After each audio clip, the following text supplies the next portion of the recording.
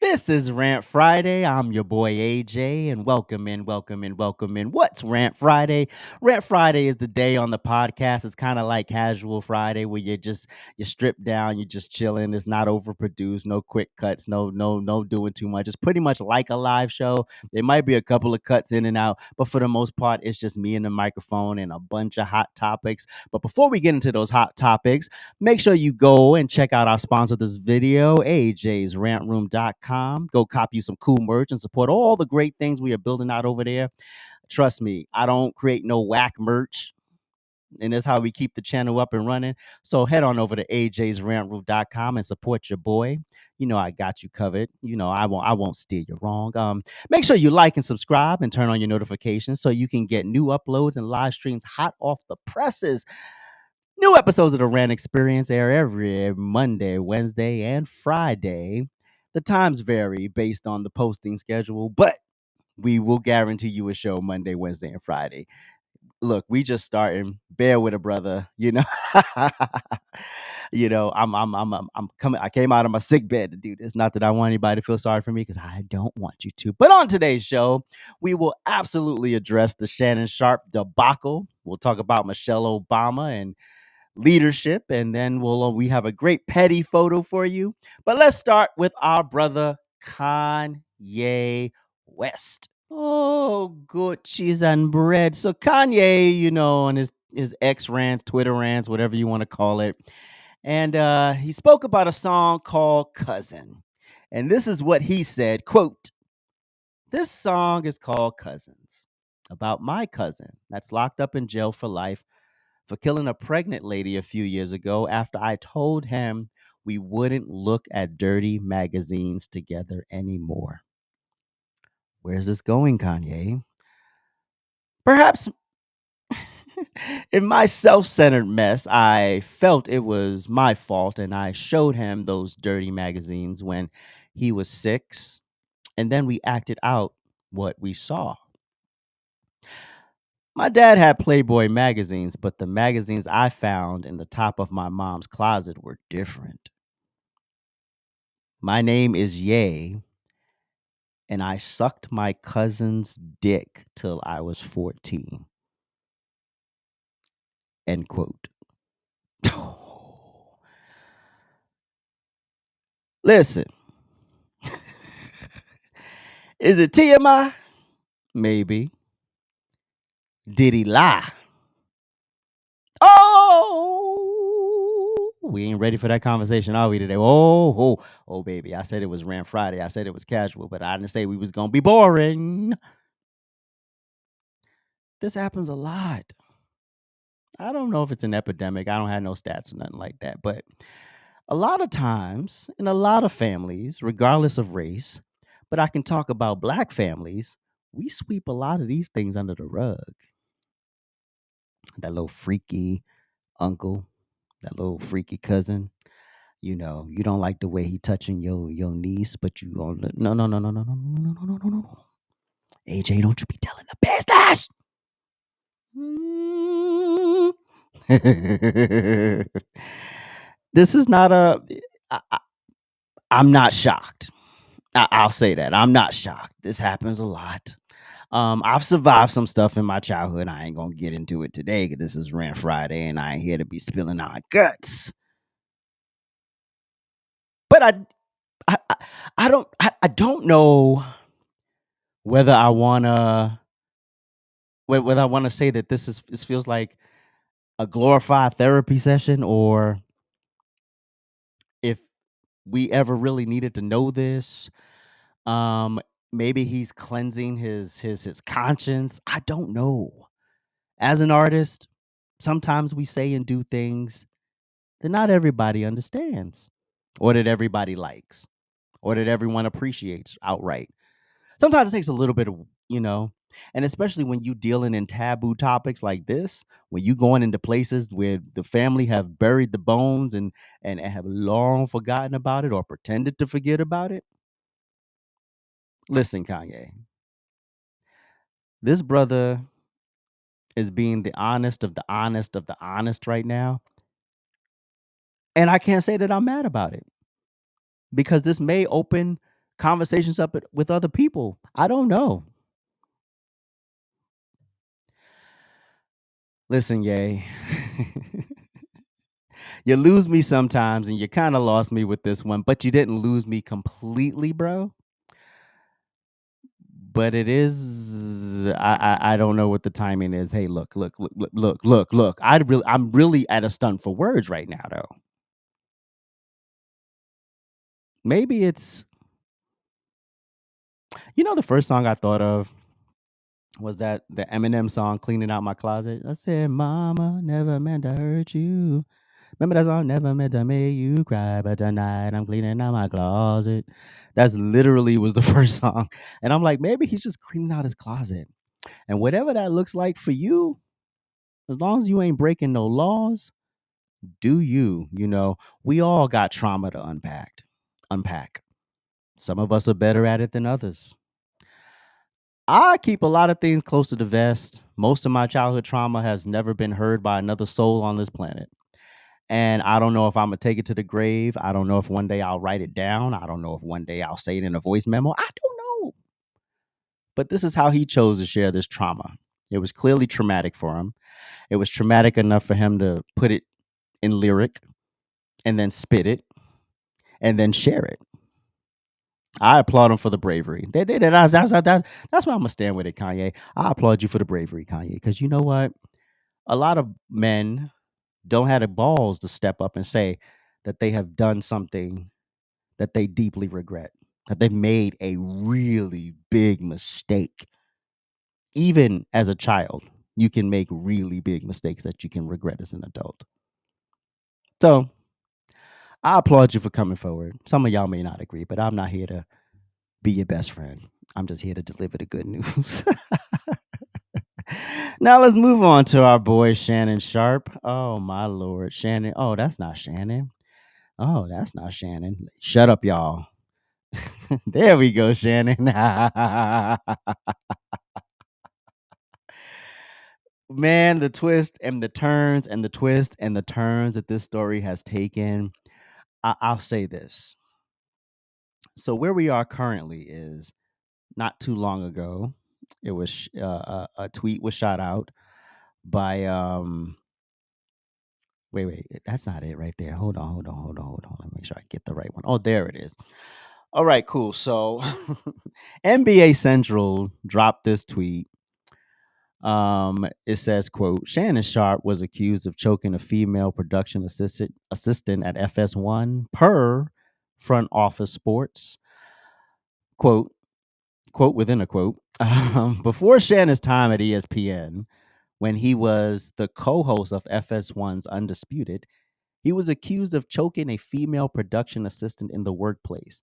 Two sources with knowledge of the incident tell front office sports. One source said Sharpe and Fox settled with the accuser for several $100,000. There was no lawsuit filed against Sharpe in the incident. Look, I'm going to tell y'all my theory right here with this before we go any further into this story. I think Skip Bayless, Stephen A. Smith, they boys, right? My theory is Stephen A. Smith set Shannon Sharpe up for failure. Shannon Sharpe should have left the corporate media alone because he knew he left FS1 with this possible incident and several other. Jason Whitlock said that there was an HR file. Jason Whitlock said it. Now I know we like to hate on Jason Whitlock sometimes, talk about he just hating. But no, he said this months ago. There are a lot of stuff. There's a lot of stuff on Shannon Sharpe. He literally said it. So I'm shocked, but I'm not shocked. But then I started to think, and that's when that theory popped up in my head. Did Stephen A set my boy up? Well, not my boy. Unc. Somebody's unc. Ain't my unc. Did he set him up for failure? Did it set him up to take him down? Punks jump up to get beat down. Skip was like, yo, I can't believe this mom. And all Shannon had to do was stay on YouTube. You're not in corporate media. You don't have to play the political games of a corporation. And then it's ESPN, which is under Disney. So now you under Disney, bro. Now I know Disney got its own freaky past and a whole bunch of issues and weirdness on its own, but it's still Disney corporate. And it's still a certain code of conduct. And you're not going to tell me that before Shannon Sharpe was brought on Monday and Tuesday, first take, he wasn't vetted. You mean to tell me the HR department at ESPN didn't call the HR department at FS1 to say, hey, yo, what you got? If Skip Bayless didn't send it over, signed, sealed, delivered. I think it's part set up from within. I also think this is my theory, y'all. I ain't none of that's fact. That's just my theory. And then the other part of me is, how are you so dumb? How? Men like Shannon Sharpe, Deshaun Watson, when you get to that level of success, you are literally a moving target. Deshaun Watson, you don't go to Instagram for your hoes. You can't do that anymore, bro. You make too much money. And there are people out there who will throw you under the bus, back the bus over you, roll the bus forward, roll it back over you to get some of your money, bro. Shannon, the same damn thing. Is this a CTE thing? I mean, all these thoughts are going through my head right now. Maybe it's a CTE thing, right? I don't know. Because, I don't even know if I really believe in CTE, but, I'm pretty sure there's some truth to it. But Shannon, bro, and we'll get into the age difference between the alleged victim and Mr. Sharpe in a moment with this video from Jesse Wu. But of all the punang you could pull, bro, and all of the vetted punang you could pull, why y'all keep doing this stuff? Y'all know y'all make too much bread. Y'all know y'all literally targets for vultures, and you set yourself up to get screwed every time. Why? Why? I don't get it.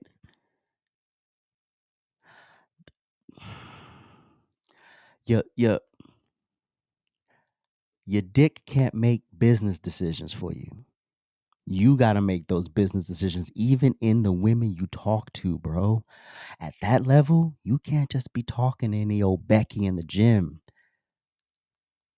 But before I get into Becky, let me play this video. It's always lit over at ajsrantroom.com. We got the best bags and accessories, our beloved Black Series. We got fresh lids for you hat lovers, fire jackets and hoodies, and of course we got you covered on the t-shirts. And introducing our first shoe line, Aloysius Germain.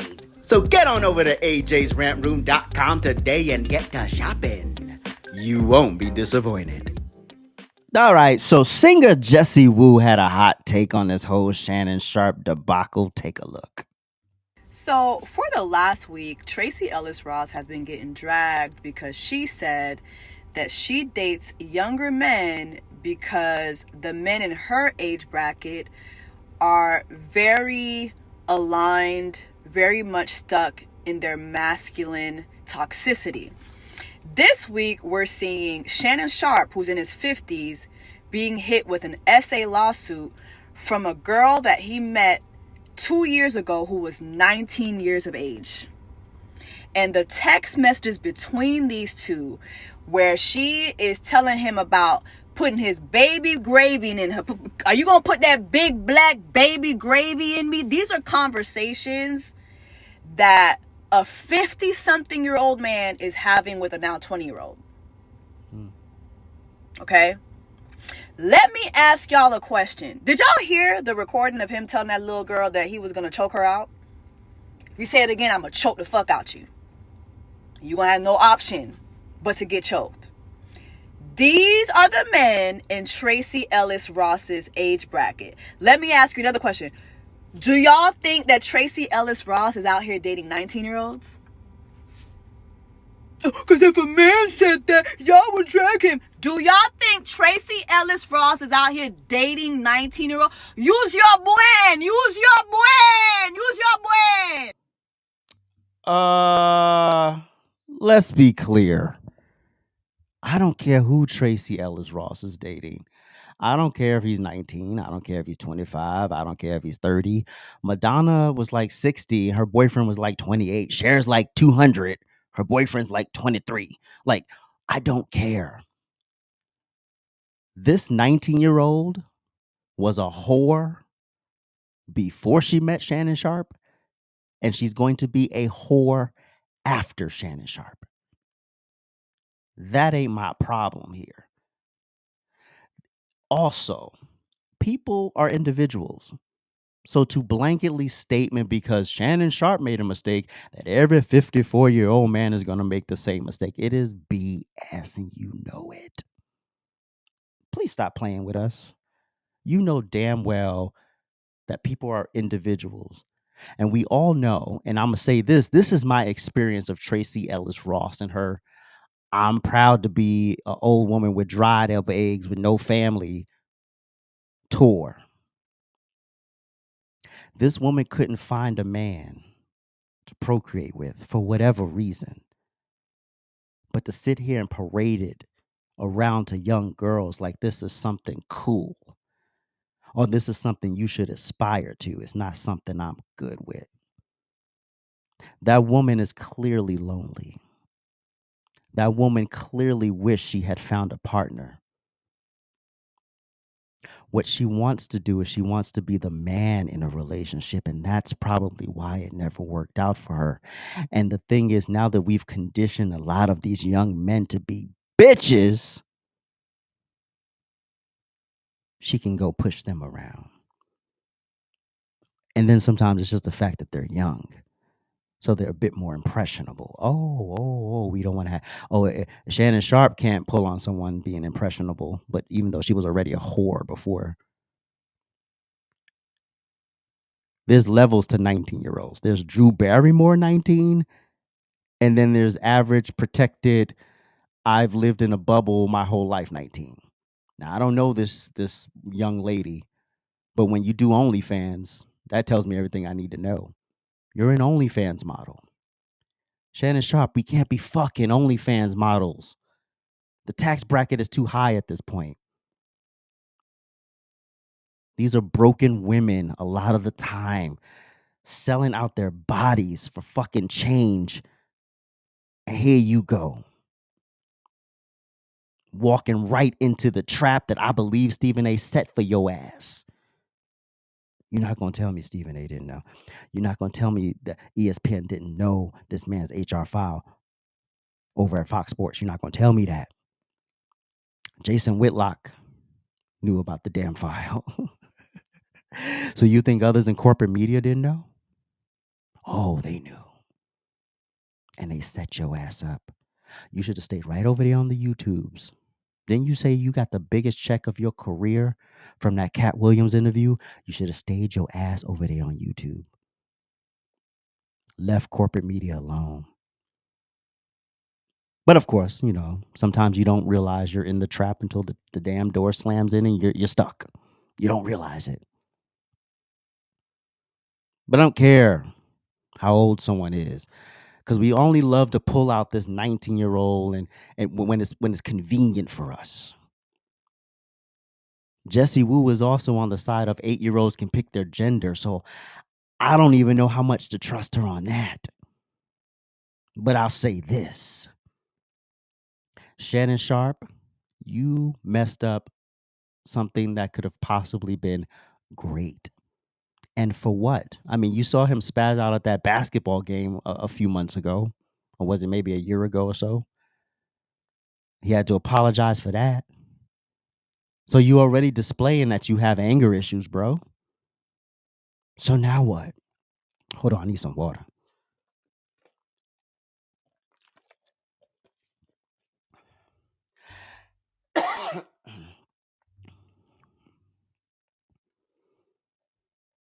Mm-mm-mm.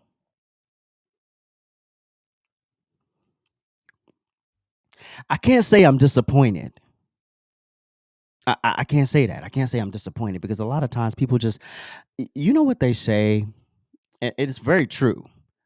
Money and success only amplifies who you really are because now you're in the power seat and all of these people need you. So do you take that power for granted or do you reel it in and say, you know what? I'm going to be responsible about this platform that I have.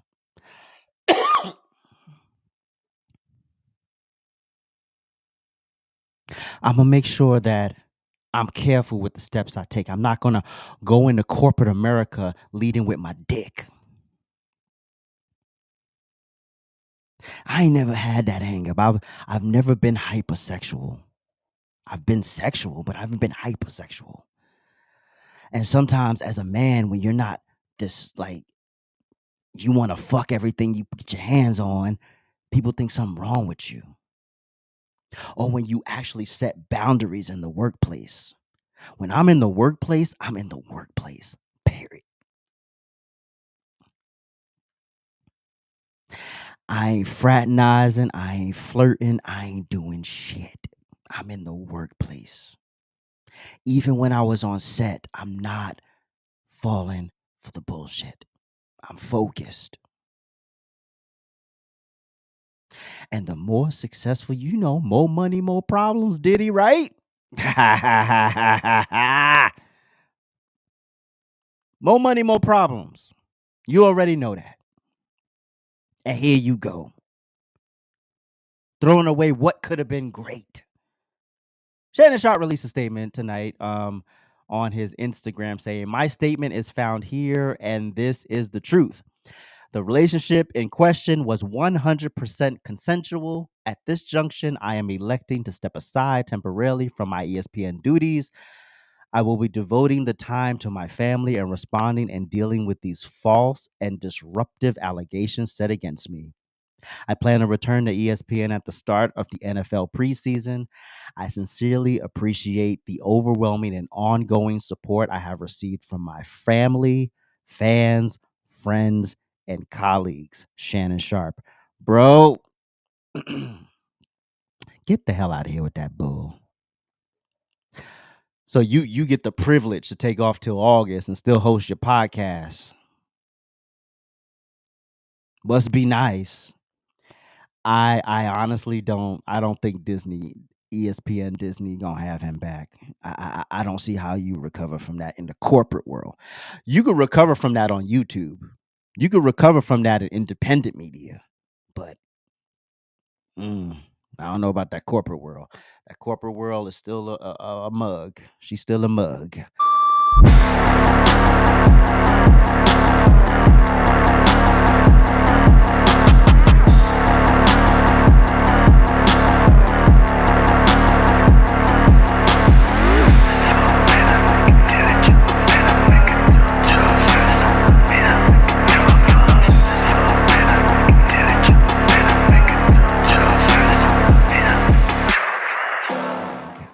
Anyway, moving on. Let's talk about Miss Michelle Obama. Now I know some people listen. I ain't got that gripe with Michelle that y'all got, right? Like the she's a man, and I don't play that. I don't believe Michelle Obama's a man. I don't believe Michelle Obama is a linebacker and all that other stuff that y'all say about her. Listen, women are built different. That's it. That's all I got. But that's not what this conversation is about. Michelle Obama and her brother have a podcast, and I believe, if I was professional enough, I would actually have the name of the podcast. Give me 2 seconds, I'll find it for you. Higher Ground, in my opinion, with Michelle Obama and her brother Craig Robinson. Um, Listen, I'm not a subscriber. I'm not a listener. I won't be tuning in. But every now and then, these clips have been floweth over, whether it's been her hairstyle or whether it's been some other thing that she has been ranting about. But on this particular episode, she spoke about why she missed Donald Trump's inauguration. and we'll play the clip, and then we'll come back and have a discussion. Keep pushing and keep striving. And so practicing no in a very different way intentionally. But then this is what makes it hard because, my decision to skip the inauguration, what people don't realize, or my decision to make choices at the beginning of this year that suited me were met with such ridicule and criticism. Like people couldn't believe that I was saying no for any other reason, that they had to assume that my marriage was falling apart. Right. It's like, while I'm here really trying to own my life and intentionally practice making the choice that was right for me, and it took everything in my power to not do the thing that was right, or that was perceived as right, but do the thing that was right for me. That was a hard thing for me to do. I had to basically trick myself out of it. And it started with not having anything to wear. I mean, I had affirmatively, because I'm always prepared for any funeral, anything. I walk around with the right dress. I travel with clothes just in case something pops off. So I was like, if I'm not going to do this thing, I got to tell my team, I don't even want to have a dress ready. Yeah. Right? Because it's so easy to just say, let me do the right thing. But then you become a shock absorber. Yeah. And that's what women are. Yeah. Shock absorbers. Yeah. And that's exhausting. And it's not healthy. Yeah. It is not healthy. You've had to be shock absorbers for your husband, for your children, for your mom, for your family, your loved ones, because of where you were sitting in the public eye. That's not fair to you.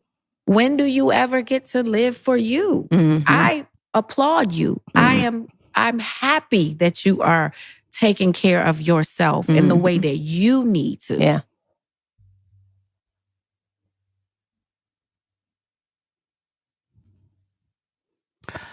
You are not the average Black woman. You are not the average woman, period.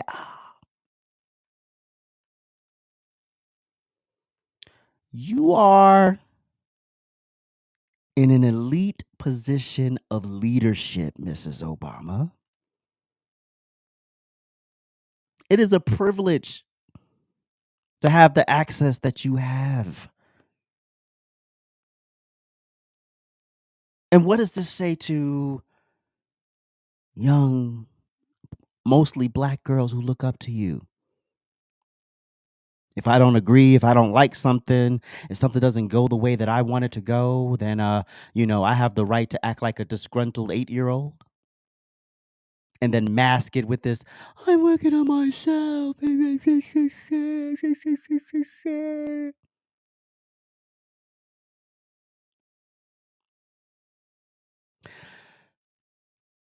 You left your husband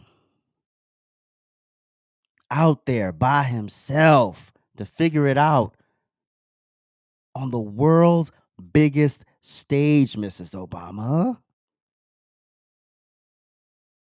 Every other living president and their first ladies was there. And you thought it'd be a good look as the only Black person, the only Black first lady, to send your husband out there by himself. Because let's keep it a buck. What you didn't say is you was in your feelings because Kamala Harris lost the 2024 election. Yeah, I said it. This has nothing to do with all this feminist BS that you're trying to spout. Like, it has nothing to do with this. My intuition says it doesn't have anything to do with it. You are, like many of these other Black women, running around here with your lip dragging on the damn ground because you didn't get the outcome you wanted. And this is why we say all the time, women can't lead. You got to be able to take L's and not let them see you sweat. You live in a privileged world. You have a privileged life. You are a multimillionaire, and the shit that you're complaining about is first world problems. And I gotta say, I was a bit sad watching Barack Obama standing there, because you know what it looked like to me? It looked like a representation of the black man and woman. It looked like it was literally a reflection of our community. To watch that man stand there, regardless of what I think of him politically, to watch him stand there without his wife.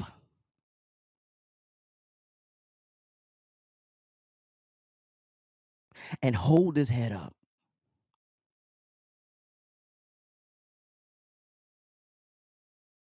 and walk into that inauguration solo.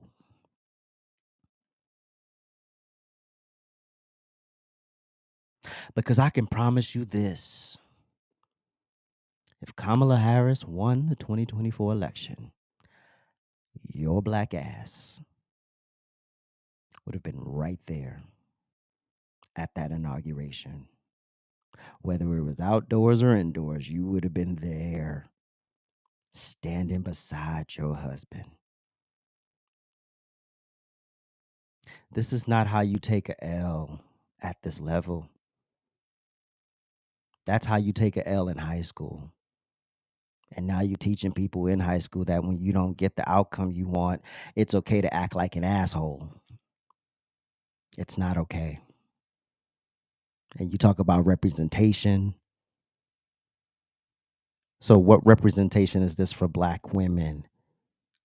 Abandon my husband because I might have to talk to Donald Trump? That's the outcome here? I mean, what are we doing? What are we doing here?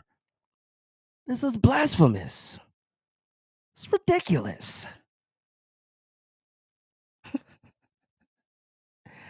And all of the stuff coming out of your mouth, it sounds like this Marxist, feminist agenda. And you know what? That Marxist, feminist agenda is probably going to be the final nail in the coffin for the black community. Feminism, along with the welfare state, are two of the biggest okey dokes, along with abortion, three of the biggest okey dokes sold to the black community. And we ate that shit up like it was good kibble. And we see the decline in our community. We see the decline in black men. And we sit up here and we blame everything and everyone but ourselves for the results we're getting in 2025. So no, I'm not buying that. And I don't apologize for it. Because at this point, these well-crafted, well-manicured, no, we're bored. We want honesty. Nothing about this podcast says authentic. This podcast is loaded with a lot of filler, a lot of great speech. You're a great orator like your husband. Y'all are great orators. I could listen to you tell me a story all day. But the stories you're telling, bullshit, BS, malarkey, baloney, crap. A waste of my time at this point, Mrs. Obama. Now let's look at this other clip from Michelle Obama from the same podcast. We don't articulate as Black women our pain because it's almost like nobody ever gave us permission to do that. And does anyone care? Yeah, there's Will that. they care? If we knew, I think we would care. If we knew. Mm-hmm. If we knew. Or, yeah. And we have to ask ourselves, the men in our lives is, why wait to be asked? Mhm. It seems like what we go through is pretty obvious. I mean, maybe we're not complaining, but we're actually living life out loud, Mhm. you know.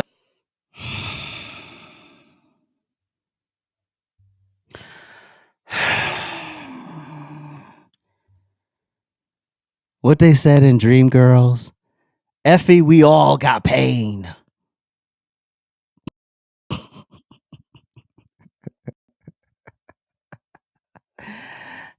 And I'm sorry, Obama, but you as a wealthy woman with access that most people, regardless of race, religion, creed, background, anyway, et cetera,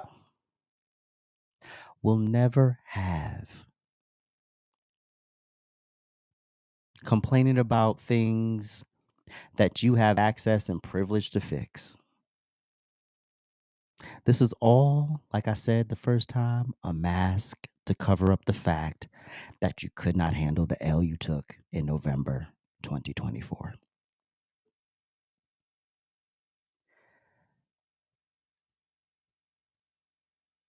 We all have problems. We all have pain. We all have things we're working on. We all have things that don't go right.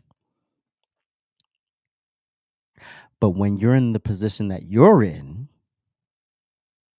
you got to understand that sometimes you just got to take one for the team. You can't say you're equal to men and then you don't want to do man shit. Men got to step up when they don't want to.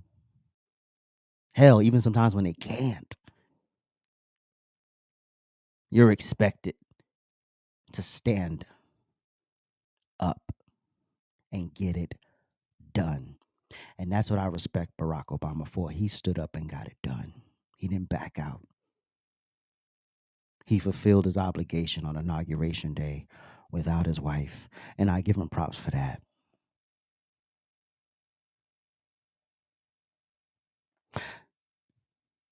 You don't get to act like a complete jackass because you feel pressure. You don't need anybody's permission to express your pain. But time, time and place.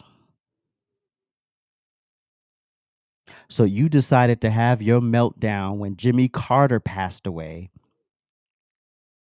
And then when Donald Trump was reelected.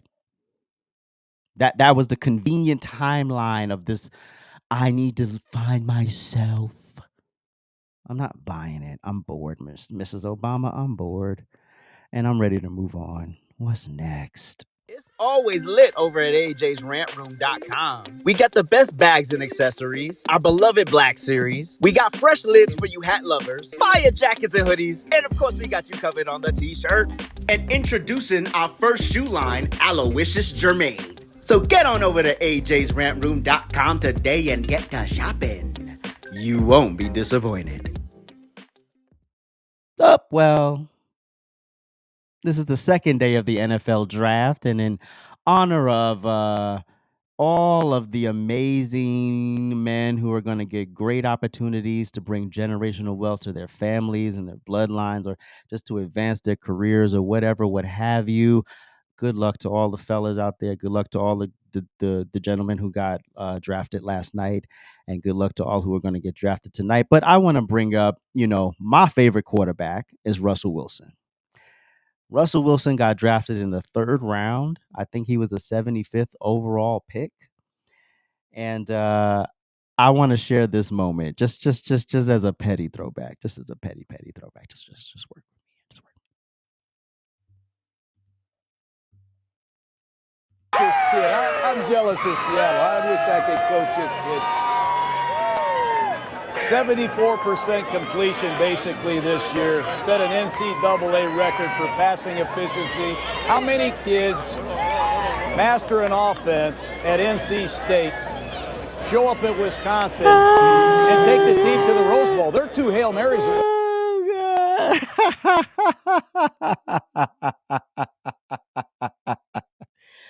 So that's Russell Wilson's first wife. and I don't know her name and I don't know what she's doing now. But obviously the marriage didn't work out for whatever reason, and this petty picture always makes the rounds every draft season because sister thought she was in cha-ching. And I'm not a racist by any means, but I gotta say, Russ and Sierra, that's a love story. That's a love story. That's relationship goals right there. And sometimes, we have seasons. We marry people we shouldn't marry. We get in relationships we shouldn't get into. But I'm happy. I'm happy Russ found his forever. I'm happy Sierra found her forever. It's a beautiful thing. Hopefully one day I will too. Anyway, that's my petty picture.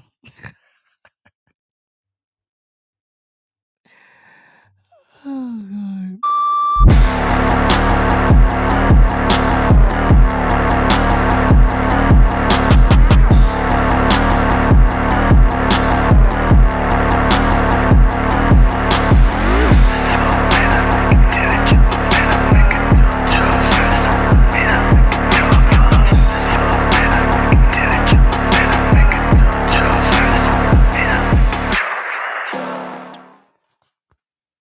So right quick before we roll out, I just want to point out American Idol for Easter Sunday did a faith-based special, and I didn't get to make any content about it, so I figured I'd just address it here. I don't even have a graphic for it, so maybe I'll put something up in post. But I just wanted to say,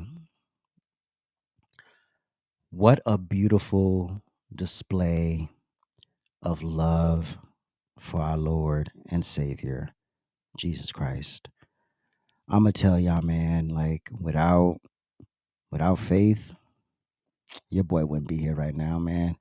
I went to LA and I got my ass kicked, bro. I mean, when you literally down to nothing, when you don't have an address, when you don't even know where your next meal is coming from, when you filling up your belly with those little cheap 25-cent granola bars that are like that big and water, just so you feel full, bro. All you got is faith. And I'm gonna tell you something. And I'm not trying to get all preachy and testimonial here, but I'm a living witness that faith is real because man gets busy, bro. Man gets busy. And I get it. We all got lives. We all got things going on. We all have our own situations and things of that nature. But when you need somebody and you can't get anybody on the phone or respond to a text or anything, where do you look to? Who do you turn to? And this is why a lot of people make decisions that they can't take back.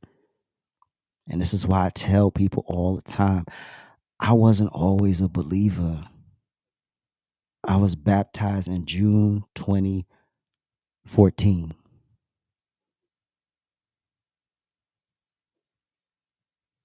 Before that, you couldn't tell me anything about a church. You couldn't tell me about Christianity, nothing. I wasn't with it. But it's funny how I left New York and I moved to a land I didn't know, like Abraham, and I'm trying to figure it out. Mm. And I got introduced to church. Mind you, whatever happened with the church, it was the introduction to Christ that was important. Regardless of what the church ended up becoming for me, I was introduced to Christ. And I'm gonna get off my soapbox right quick. I'm gonna give a few more minutes. I know. Some of y'all don't want to hear this, but I'm gonna say it anyway.